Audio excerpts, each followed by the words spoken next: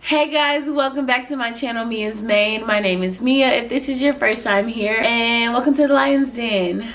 We got a new Lion's Den. If you can't tell, I did move out of my mom's house and I have my own humble abode with my husband. If you have not seen my life update catching up video, then you need to rewind and go check that out because I got a lot of tea, okay? But today's not gonna be a long video, but you know, I do want to spill some tea. I want to give y'all a story time. I don't really watch story time videos other than on TikTok, but this one I want to tell y'all about my first experience of somebody stealing $500 from me from the salon within my first year of doing hair. So grab your popcorn and let's get started. This is not sponsored, by the way, but boom chicka pop, y'all. This is the best kettle corn. This is fire. It's supposed to be healthy for you. The way that I eat it is probably not, but this is the best popcorn. So if y'all want to, you know, sponsor your girl, send me all the popcorn. But let's get started. Okay, so a couple of months ago, I got this phone call. The way that this person called me, she was acting like she knew me. But I want to use a name that's not like actually her name so that she don't, because I ain't got time. So we're just going to say her name is SpongeBob. I was at work one day and I was doing hair, of course, and I got a phone call. And this person was like, "Hey Mia, oh my gosh, I've been trying to get in with you for so long. I have been calling you. I've been on your website. I can never get in, but I really need my hair done." First of all, let's pause because I answer my phone all the time. And if I don't answer my phone, I'm always going to respond, like, you know, call you back. So first lie. Anyways, so she was like, "I really need my hair done. I will come down there today. I'm from Little Rock, which is not far from Memphis. It's like 3 hours maybe, I'm not sure." But she was like, "I'm from Little Rock. I will drive down today so that I can come and get my hair done." And I was like, first of all, it was kind of took me back because this was as soon as I answered the phone. You didn't even give me an opportunity to say, "Hey, how you doing?" So I was like, okay, unfortunately today I have no availability because I don't do same day appointments. It's just not happening. But I don't have any availability for today. What you see on my site is what I have. So here comes my mentor in my ear because we work right next to each other, and she was like, "Get her in, get her in. I can hear how passionate she is. I can hear that she really wants to come. Get her in." Wow, listen to her. I was like, okay, calm down. So I was like, give me a second, let me check my calendar and let me see where I can squeeze you in. So this was on a Monday, and I don't work on Mondays or Wednesdays, but I was working that Wednesday. So I was like, I can get you on Wednesday at 3 o'clock. I will be squeezing you in. I do have other clients, but I can get you in right there. She was like, "Oh my God, that's perfect. I never get a day off, but I'm off that day, so that's just perfect." Okay, great. I'll see you on Monday. I'll FaceTime you. On Wednesday, I'm gonna FaceTime you so that I can see your hair. I gotta do a consultation, figure out what you want, blah, blah, blah. So we get on FaceTime, she got a wig on. Rule number one, if you have a hair consultation with someone, no matter what it is, don't go with a protective style in your head. Always go with all of your hair out so that they can see, we can see your hair, see consistency throughout your hair, etc. I have had clients come in and their hair is not consistent. You might have, I have breakage up here, okay? So if this is the only part that I'm showing you, I can't do nothing with that, but the whole rest of my hair is healthy. Basically, you know, I just need to see it all. So I was like, "I'm sorry, I can't do your consultation with your extensions in, but can you FaceTime me later, or, you know, text me and we'll set up another time to get you together." "Oh yes, I'm so sorry, I'll take it out today and I'll call you." Okay, great. She's FaceTiming me in the middle of the night, all these different times of the day, and I'm like, "I'm with a client right now. Can I call you back because I'm busy?" When you're in my chair, you getting all my attention, okay? That's just the way it is. That's what I believe in. We eventually have our FaceTime talk. She is in a hospital room with her patient because she's a nurse, and she's talking to me while she should be assisting this patient, but it's okay. You know, consultations don't take but like 3 minutes anyways, sometimes longer. So we are doing the consultation. She's showing me her hair. I'm like, okay, great, everything's good. So then it's time for her actual appointment. that morning, she's blowing my phone up at 7 o'clock in the morning. She's like, I'm just trying to catch you before you actually start working because you always busy. What? Why did I answer the phone? I don't know. But ever since then, I never do anymore that early. She was like, I wanted to catch you before you actually went to work because I want you to color my hair and all this stuff. And now you're asking me to add on color at the very last minute and your appointment is today. Okay. Me being nice, I was like, okay, that's fine. I let her know the price. She was like, okay, great. I'll see you then. She comes in. She doesn't have a mask on. I was like, hey, do you mind putting a mask on? Oh, y'all like that. Y'all one of them. Y'all need a mask. Y'all scared.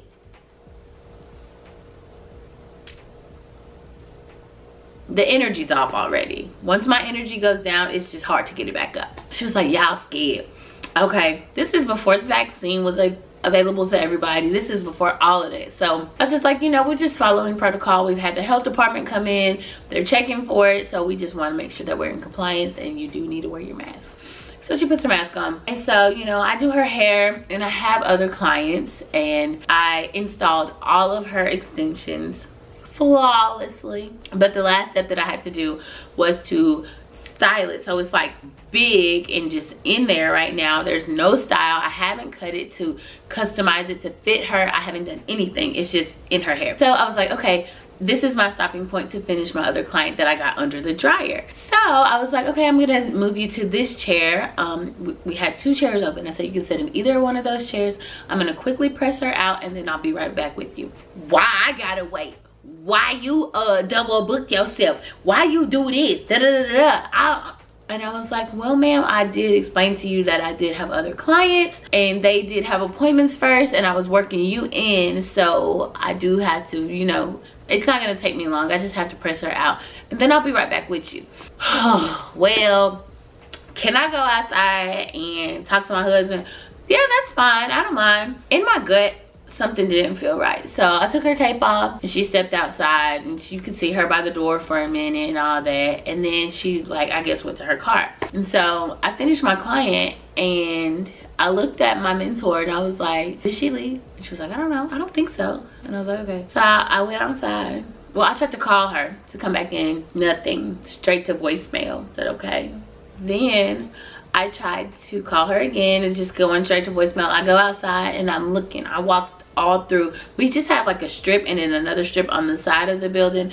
So I walked through and I was like, I don't see her. I'm trying to let her know she can come back in. So I go back inside and she's my coworker Jess. She's my mentor, but she's looking at me and she was like, no. And I said, yeah. She was like, she did not leave. I said, yes, she did. She said, call her. I said, I can't. She blocked me. And so she was like, call her on my phone. So we call her on her phone. Then she blocks that number. What? So I can't do anything but laugh.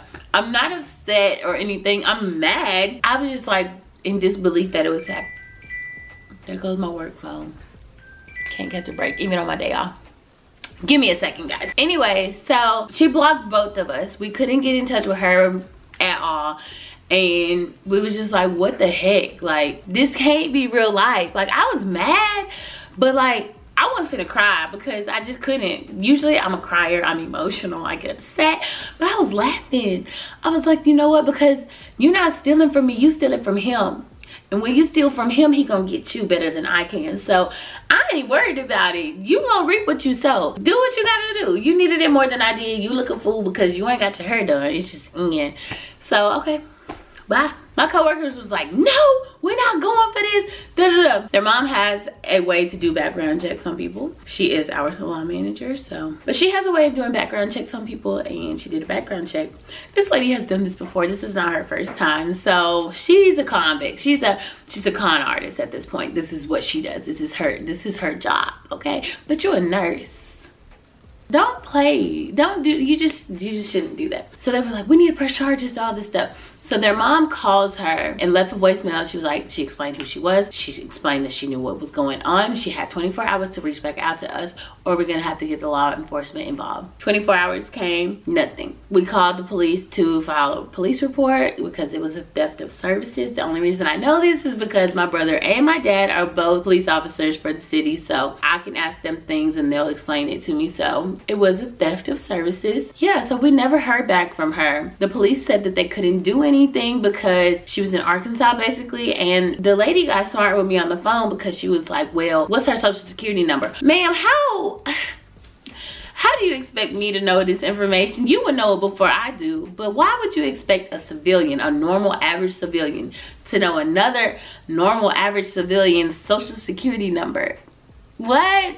No. So I got really upset with that, but it was like, I didn't care about the money. I didn't care about any of that. It was just the principle of everything. We explained to them how much it was. It was like, it was a $500 service total. I didn't get 1 penny from her. So a lot of people were like, why didn't you get a deposit? Da, da, da, da. Well, I booked her appointment for her. She didn't go through my site, so she wasn't prompted to do a deposit. And then I just knew she was gonna show up because of the passion that she really wanted to get in my chair. And then I didn't expect her to walk out on me and go back to Arkansas with the microlinks in her hair. So that is why, but I've learned from my mistakes and I just took it as a learning experience. And now I don't care if you come in on the phone, here go my phone number, you need to send me your deposit.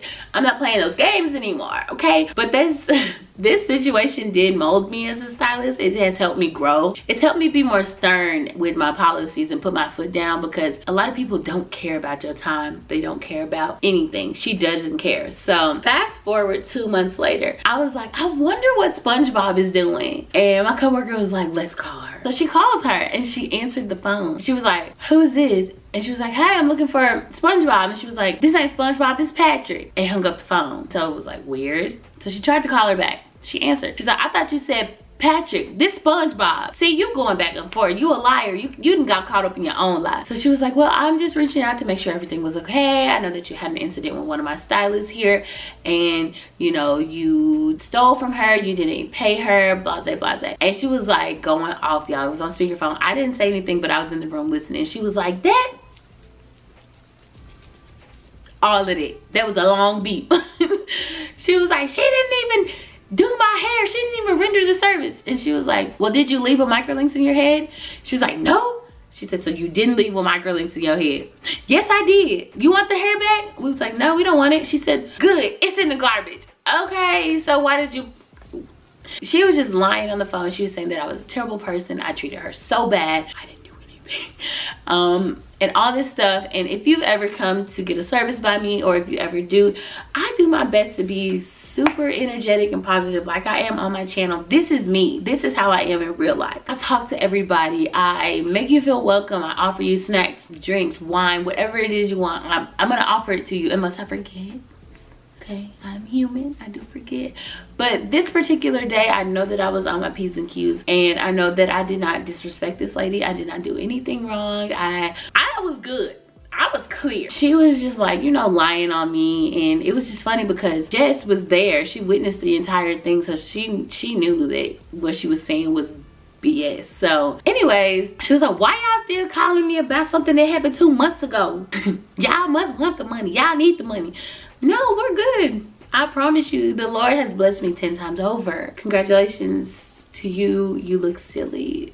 So, but yeah, you know, that was just one of the crazy experiences I've had. My coworkers said they have never experienced anything like that ever in their life, and I was the first. So we all learned from the situation, but she knows she can't come back.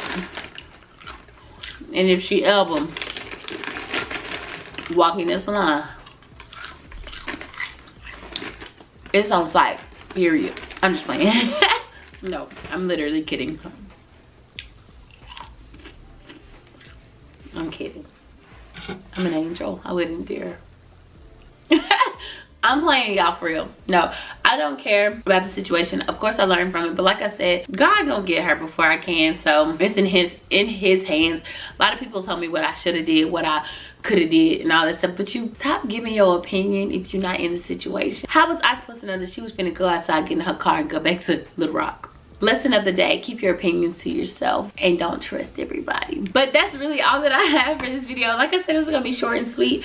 I just have to tell y'all that it ain't all glitz and glam in this salon life. People get over on you. People will abuse and use you for your talent and for your services, but it's up to you to put your foot down and demand respect, because this is your business and you don't have to service everybody. That's really all I have for you guys. I hope y'all got a good laugh out of it like I did, because when I say I was tripping, oh, crack it up. Anyway, that is really it for this video. Thank you guys so much for sitting here and chatting with me and listening to me just do all of this. But I love you guys, and I thank you so much for all of your support. Don't forget to give this video a big thumbs up. Leave a nice and positive comment below. Subscribe to my channel because we are on the road to 10K. And that's it, that's all. I'll see y'all in my next one. This is so good. Wow.